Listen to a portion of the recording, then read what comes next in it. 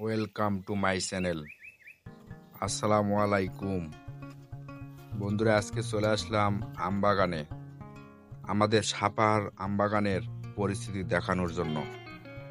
সাপাহারের আমবাগানে প্রায় আম শূন্য। যে হারে মুকুল আসছিল সে হারে আমের গুটি আসেনি। বাগান মালিকেরা হতাশা হয়ে পড়েছে।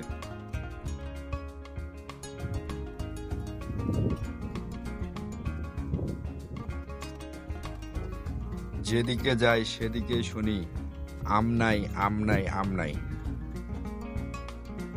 সব বাগানেই প্রায় আম শূন্য। তারপরও যে কয়েকটা আম আসছে সে কয়েকটা আমে এভাবে পোকা লাগে গেছে। সাপাহারের বাগান মালিকেরা এখন বড় অসহায়। প্রত্যেকটা গাছে এভাবে মুকুল শুধু দাঁড়িয়ে আছে, কোনো আম নাই।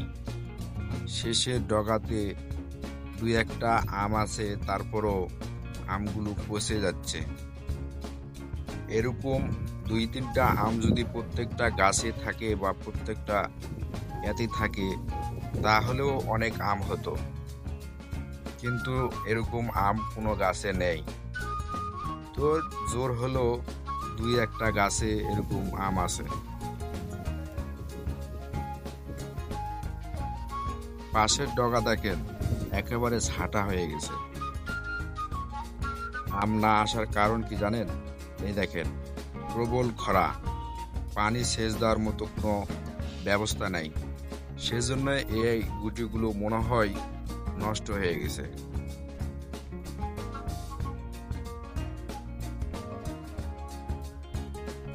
অনেকদিন যাবৎ সাপারে কোনো বৃষ্টিপাত নাই। আমার মনে হয় সেজন্যই এই গুটিগুলি নষ্ট হয়ে গেছে। আর মুকুলগুলো নষ্ট হওয়ার কারণ হচ্ছে শীতের শেষে একটি অতিরিক্ত শীত হয়, এই আপনার মুকুলগুলো নষ্ট হয়ে গেছে।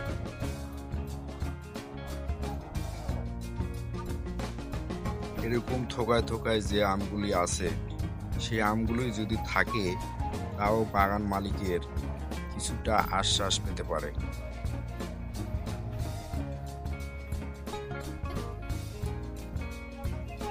আবার দেখেন কিছু কিছু গাছে কুশি দিয়ে দিছে, গরমে অতিরিক্ত গরমে কুশি দিয়ে দিছে।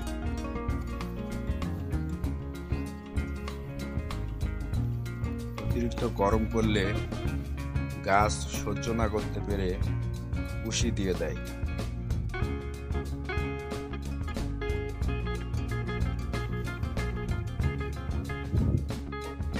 কেউ কেউ মনে রাগ করে বাগানেই যায় না, বাগানে গেলে তাদের কান্না চলে আসে, সেজন্য কেউ কেউ বাগানেই যায় না।